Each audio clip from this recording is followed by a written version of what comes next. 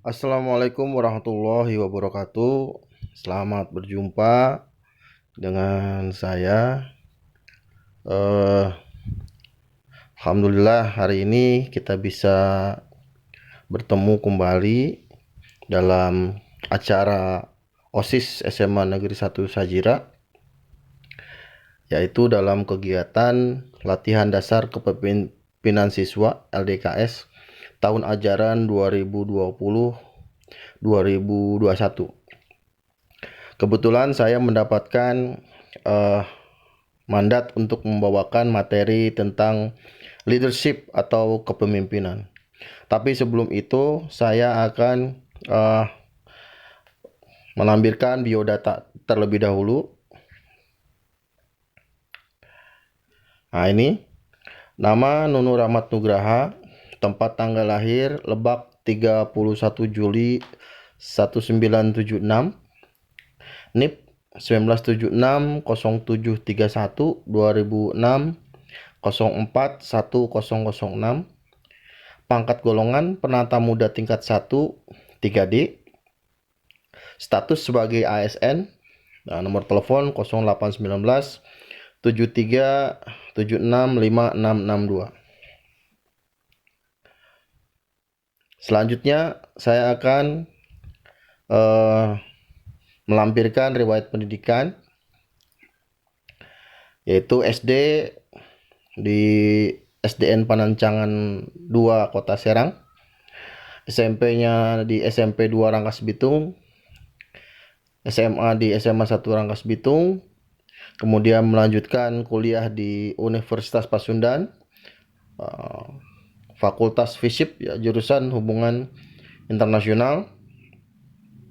Kemudian melanjutkan kuliah S2 di Universitas PGRI Adi Buana, jurusan FKIP dengan konsentrasi di teknologi pendidikan. Dan terakhir juga mengambil S2 di UEJ, Fakultas Ilmu Pendidikan, jurusan Manajemen Pendidikan. Namun sebelumnya izinkan saya mohon maaf jika dengan keterbatasan waktu yang diberikan, bahwa banyak materi yang dipangkas. Jadi saya mohon maaf mungkin kalau materi ini tidak terlalu lengkap, ya, karena hal ini diawali karena slot waktu juga yang tidak memungkinkan.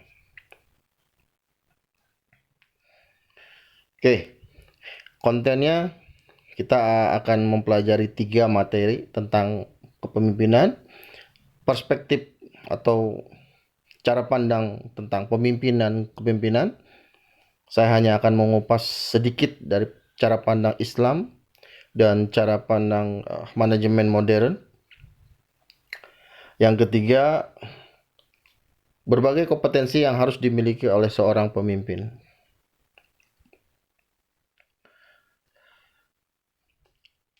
Tema kepemimpinan menjadi tema menarik karena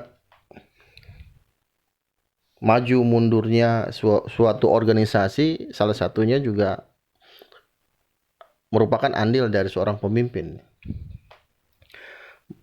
Maka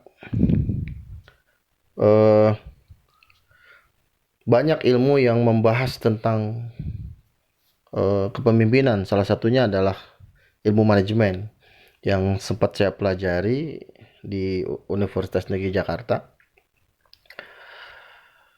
Cuman ada pertanyaan yang mendasar, apakah pemimpin dan kepemimpinan itu? Ada banyak orang yang mengatakan sama artinya. Tapi saya menjawab bahwa pemimpin dan kepemimpinan adalah dua hal yang berbeda. Pemimpin menunjuk kepada sosok seseorang atau person, sedang kepemimpinan menunjuk kepada tindakan, perilaku, proses-proses bagaimana seorang pemimpin melakukan kebijakan-kebijakan dan bagaimana relasi dan interrelasi kekuasaan yang digunakan.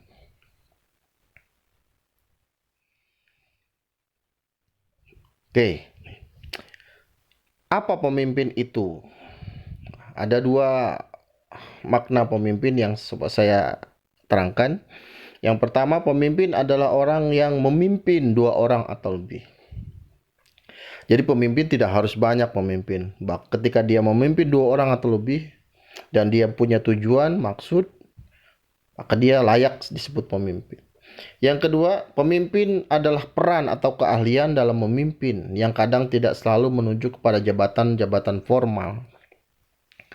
Nanti kita akan bahas pemimpin harus punya keahlian apa. Setelah ini kita akan membahas itu.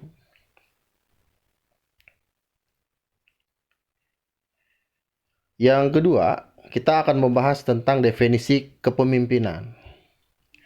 Kepemimpinan adalah proses mempengaruhi dan membantu orang lain untuk bekerja antusias dalam mencapai tujuan. Saya mengambil definisi ini dari bukunya John Strom, terbitan McGraw-Hill. Jadi, dikatakan ini adalah sebuah proses. Yang kedua, definisi kepemimpinan adalah aktivitas untuk mempengaruhi orang lain agar supaya mereka mau diarahkan untuk mencapai tujuan tertentu.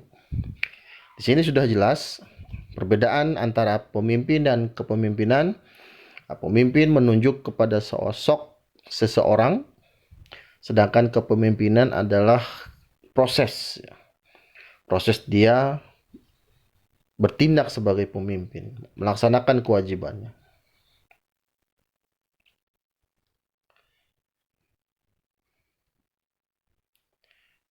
Oke, kita meloncat ke pandangan kepemimpinan dalam Islam.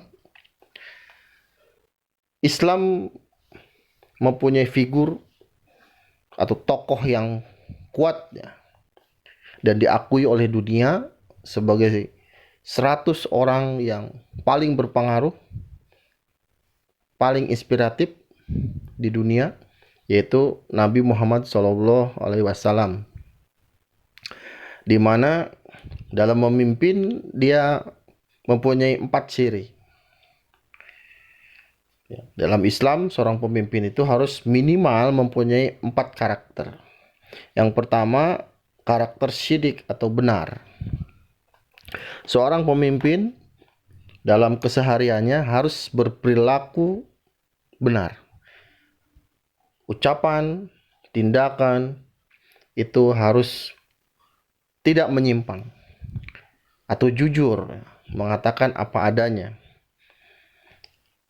Contoh yang kedua, seorang pemimpin harus amanah. Amanah di sini adalah maknanya sebagai bisa dipercaya.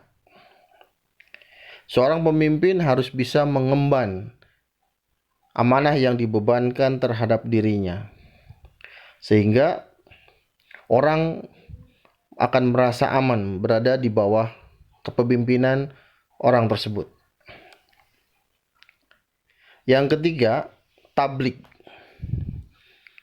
Tablik itu menyampaikan. Seorang pemimpin harus mempunyai kemampuan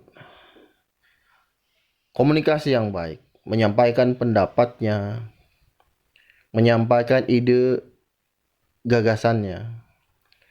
Dan tak lupa pemimpin juga harus menyiarkan tentang kebenaran, tidak menutup-nutupi hal yang tabu, hal yang buruk disembunyikan. Artinya salah satu ciri tablik adalah transparan.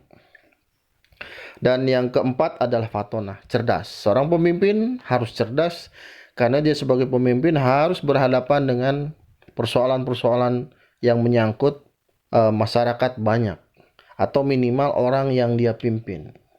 Dia harus bisa memberikan solusi, dia harus bisa membantu orang-orang yang sudah mempercayai dia sebagai pemimpin. Di samping itu, seorang pemimpin juga harus memiliki, dalam perspektif modern, seorang pemimpin minimal harus mempunyai tiga kemampuan. Yang pertama technical skill, yang kedua conceptual skill, Yang ketiga, humanistic skill. Apakah technical skill? Technical skill adalah sebuah keterampilan yang harus dimiliki oleh seorang pemimpin yang berkaitan dengan bagaimana mengerjakan tugas-tugas, baik administratif, keuangan, dan ini bisa dipelajari di bangku formal, di pendidikan atau pendidikan formal. Salah satu contoh misalkan technical skill itu seperti apa? Teknik surat menyurat, menyusun rencana keuangan, melakukan audit, dan lain-lain. Jadi seorang pemimpin harus paham hal-hal yang bersifat teknis agar dia tidak mudah dibohongi oleh anak buahnya. Karena dia paham tentang kompetensi tersebut. Yang kedua, conceptual skill. Seorang pemimpin harus mampu menyusun konsep-konsep tentang rencana organisasi, rencana tahunan, rencana jangka menengah, rencana jangka panjang, capaian-capaian yang akan diraih di tahun-tahun yang akan datang. Nah, itu adalah salah satu bentuk dari conceptual skill yang termasuk ke dalam ranah soft skill ya. Kemampuan ini tidak selalu diperoleh di bangku pendidikan formal, tapi ini di pengalaman. Dan yang ketiga dan paling tinggi adalah seorang pemimpin harus mempunyai kemampuan humanistik. Bagaimana pemimpin bisa memahami nilai-nilai kemanusiaan ketika dia memiliki atau mengemban jabatan. Contohnya misalkan ketika ada karyawannya yang mengalami sakit, anak-anaknya sakit dan sering datang terlambat atau sering mengantuk karena harus merawat anak-anaknya. Nah, seorang pemimpin yang memiliki kemampuan humanistic skill, paham dan tahu bagaimana cara mengatasi persoalan atau permasalahan yang dihadapi oleh anak buahnya. Oke, selain itu, di dalam Islam, seorang pemimpin harus memiliki sifat-sifat lain selain dari 4 sifat yang dicontohkan oleh Rasulullah. Sifat ini adalah yang pertama, wara, yang artinya seorang pemimpin harus mampu menjaga kesucian dirinya, hati dan pikirannya, lisan maupun perbuatannya.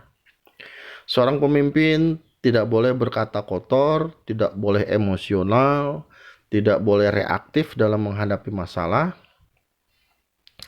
Karena hal ini hanya akan membuat dia semakin tidak kompeten saja dalam menyelesaikan masalah. Yang kedua, seorang pemimpin harus mempunyai sifat zuhud. Zuhud di sini kalau diartikan membenci dunia dan mencintai akhirat. Membenci dunia di sini adalah tidak mudah tergoda rayuan duniawi atas jabatan yang diemban, menjauhi ambisi kepada jabatan, harta, dan tahta. Karena seperti kita ketahui, banyak sekali godaan-godaan ketika seseorang memiliki jabatan atau kekuasaan. Yang ketiga, sikap yang harus dipunyai adalah sifat fakir. Fakir di sini adalah sifat sengsara, lebih miskin daripada orang yang tidak punya rumah dan harta. Seorang pemimpin ketika menerima amanah, maka dia merupakan musibah buat dia, karena dia akan harus mempertanggungjawabkan apa yang dia lakukan selama dia mengemban jabatan. Dan seorang pemimpin tidak boleh berfoya-foya. Dia harus tetap hidup sederhana, layaknya orang-orang miskin di sekitarnya.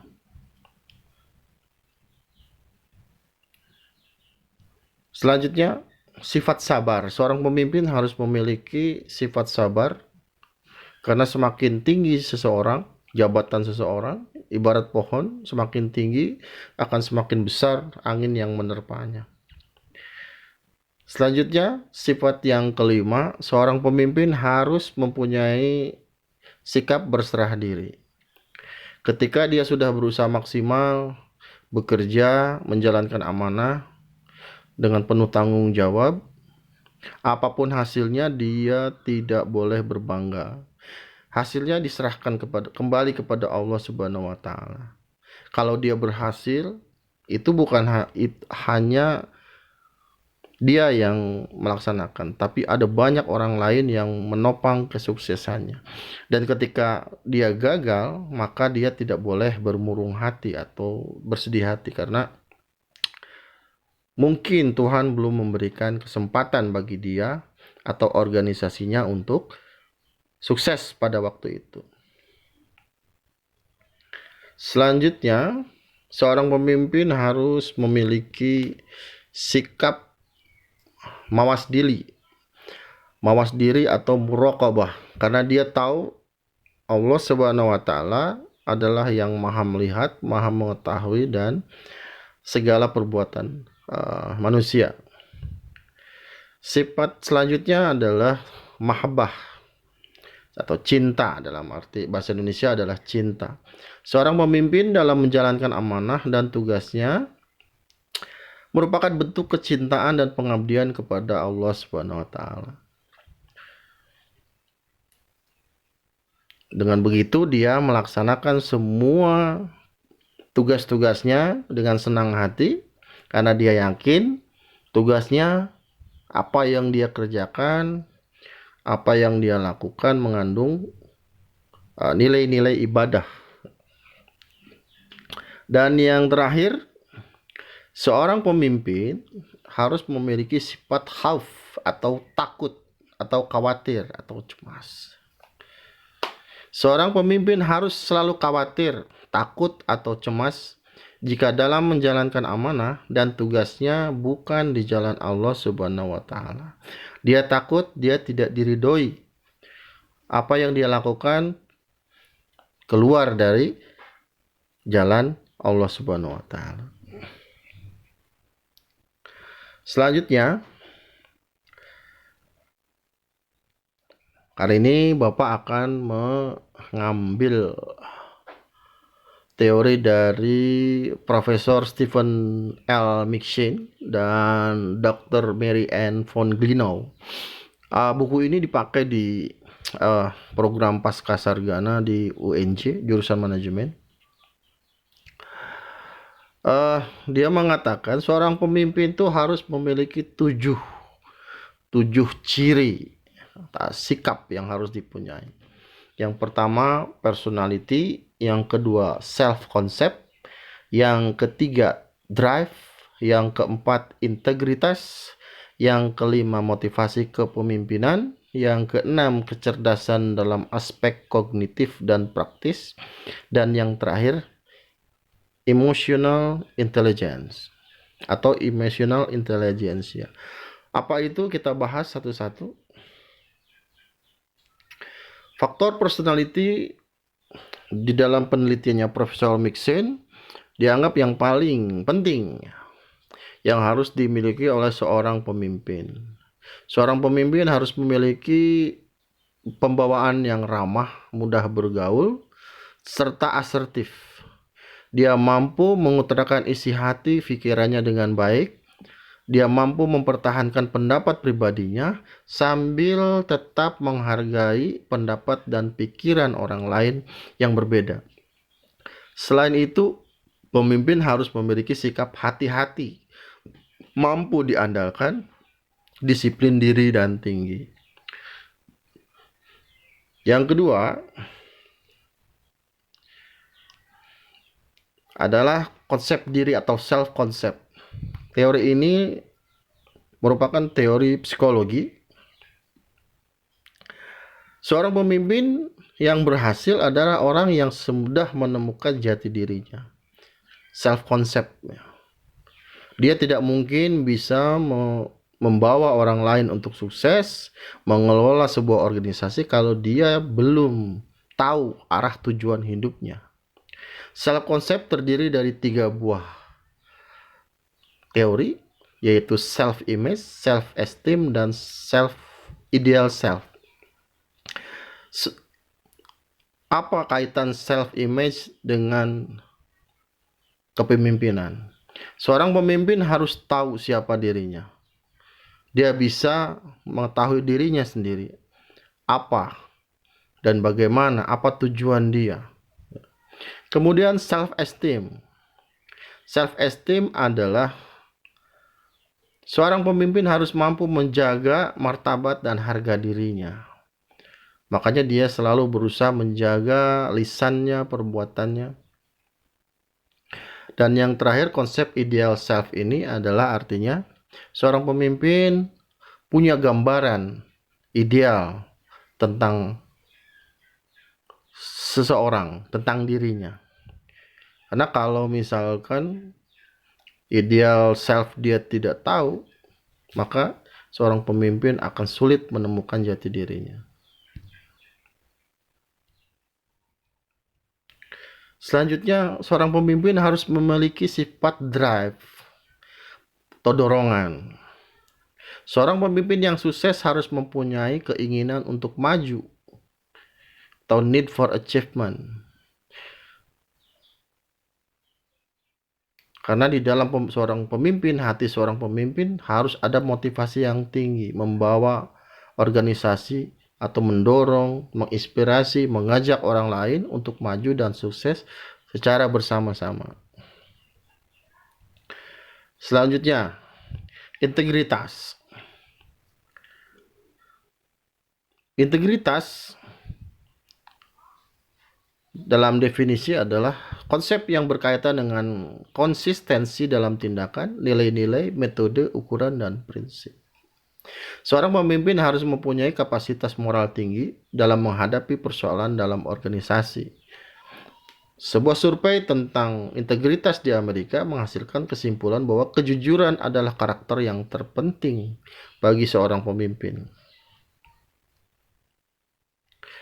Selanjutnya, motivasi kepemimpinan. Seorang pemimpin harus mampu memotivasi orang lain. Kemampuan memotivasi ini sangat berguna karena seorang pemimpin tidak mampu berbuat apa-apa tanpa bantuan orang lain.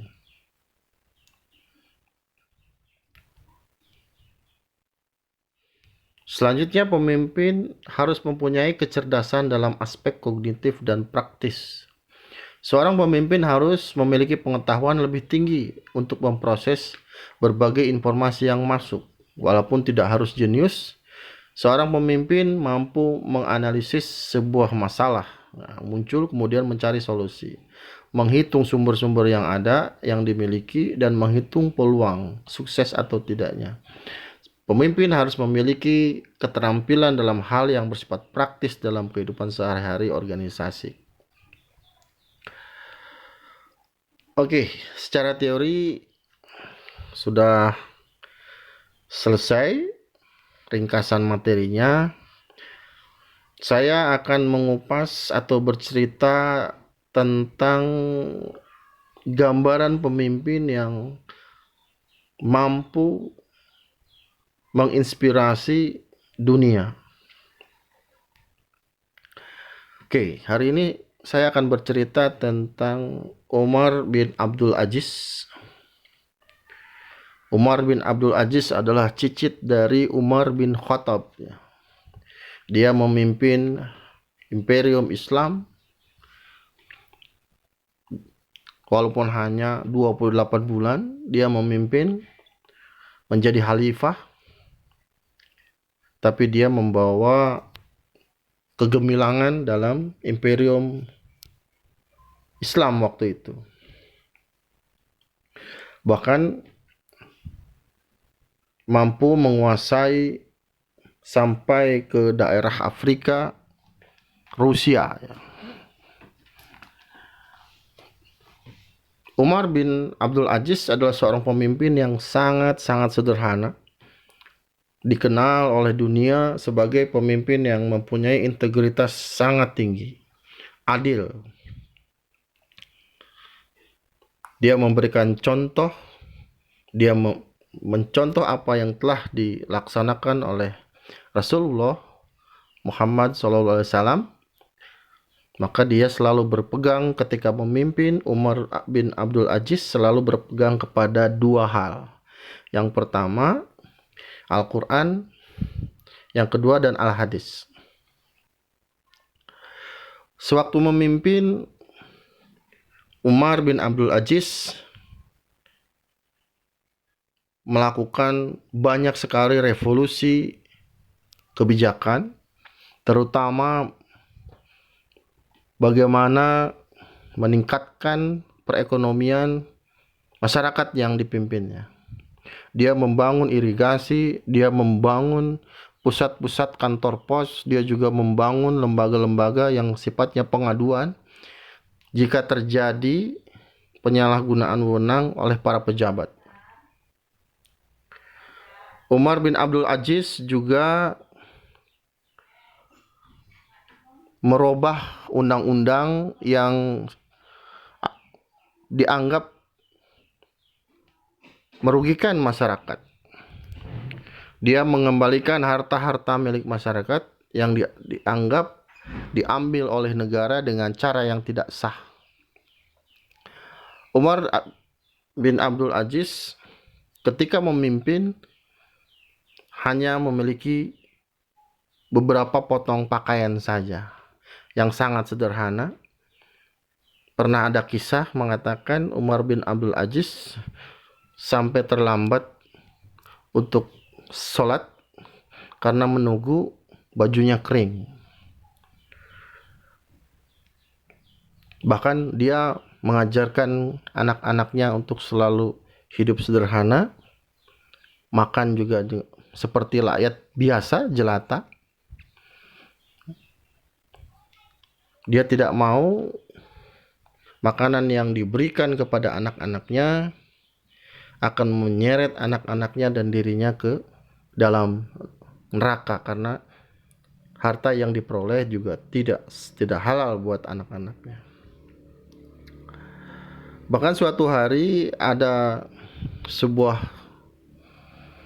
seorang pemuda dari Rusia datang menemui Abdul Aziz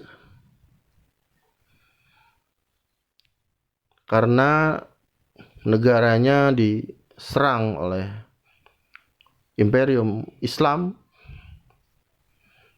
Hanya dalam waktu 2 hari negara mereka dikuasai oleh imperium Islam.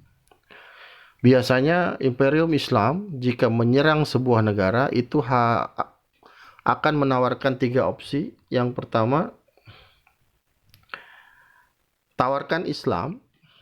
Kalau tidak mau, dia harus membayar jizyah atau uang pajak. Kalau dia tetap menolak, maka perang tidak bisa dielakkan. Nah, di Rusia ini tentara Islam masuk tanpa menawarkan 2 hal yang sudah disebut tadi dan langsung menaklukkan negara Rusia tadi. Banyak yang tidak simpati dengan kedatangan tentara Muslim, hingga beberapa pemimpin Rusia yang sudah takluk mengirimkan seorang pemuda yang sudah bisa berbahasa Arab pergi ke Damaskus, pusat pemerintahan Umar bin Abdul Aziz. Setelah 1 bulan mereka berkendara, akhirnya sampai ke Damaskus, sebuah negeri yang amat makmur. Sampai dia bingung mencari istana, karena banyak rumah yang seperti istana ternyata bukan milik Umar bin Abdul Aziz. Sampai kemudian dia beristirahat di sebuah masjid, kemudian dia meminta agar diantar kepada Umar bin Abdul Aziz. Namun begitu sampai di rumah Umar bin Abdul Aziz, pemuda tersebut kaget karena orang yang dia temui adalah seorang tua renta berjanggut putih dan mempunyai rumah yang sangat jelek, berbeda dengan rumah-rumah yang dia temui sebelumnya. Di situ kemudian timbul kekaguman pemuda ini terhadap Umar bin Abdul Aziz yang namanya sudah terkenal sebagai pemimpin yang adil, sampai kemudian dia menyatakan masuk Islam hari itu juga. Setelah itu dia berbicara kepada Umar bahwa negaranya diserbu oleh imperium Islam tanpa menawarkan Islam, tanpa menawarkan apapun langsung diserang. Maka tanpa banyak waktu, Umar bin Abdul Aziz menulis sebuah surat dicap dengan sebuah cincin yang dicelupkan ke tinta, kemudian surat itu dibawa kembali ke negaranya, sambil dikatakan berikan surat ini ke hakim yang ada di sana. Pemuda tersebut dengan bergembira kembali ke negaranya dan menyerahkan ke hakim Islam yang sudah menduduki negara Rusia tersebut. Dan kemudian diadakan persidangan. Masyarakat yang ada di Rusia sangat ketakutan kaum muslim yang sudah menaklukkan Rusia akan marah dengan adanya surat dari Umar bin Abdul Aziz. Karena isinya Umar bin Abdul Aziz memerintahkan semua tentara Islam dan orang-orang yang lokal yang memeluk agama Islam untuk keluar dari perbatasan, kembali mengulang jika ingin masuk ke Rusia dia harus menawarkan kembali proses-proses yang harusnya dilakukan, seperti menawarkan agama. Yang kedua, jika tidak mau menerima Islam dia harus membayar pajak, dan kalau tidak mau juga akan diperangi. Seketika tentara muslim semua keluar dari Rusia, namun dicegah oleh orang-orang di situ karena mereka yakin Umar bin Abdul Aziz dan Islam adalah agama yang baik. Dan seketika itu orang Rusia yang belum menganut agama Islam sama-sama beramai-ramai mengucapkan kedua kalimat syahadat di masjid tersebut. Ini adalah cerita bagaimana kepemimpinan Umar bin Abdul Aziz sangat bijak, sangat adil, ya, yang sampai hari ini menjadi contoh buat terkenal, jadikan contoh untuk para pemimpin Islam yang di zaman sekarang. Demikian materi yang Bapak sampaikan. Nanti ada sesi kedua diskusi tanya jawab. Sekali lagi mohon maaf jika materinya sangat sempit karena keterbatasan waktu. Mudah-mudahan ada yang bisa digali. Demikian, assalamualaikum warahmatullahi wabarakatuh.